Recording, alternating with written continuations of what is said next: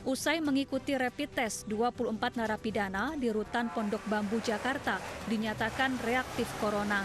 12 diantaranya dikarantina di Rumah Sakit Pengayoman setelah menjalani tes PCR.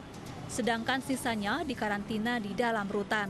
Sementara itu, 2 petugas rutan menjalani isolasi mandiri di rumah masing-masing.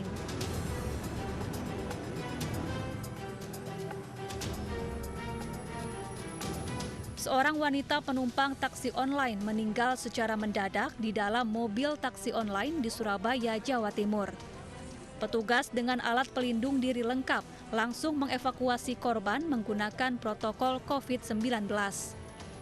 Usai membawa jenazah ke rumah sakit, petugas juga menyemprotkan disinfektan ke seluruh sudut mobil.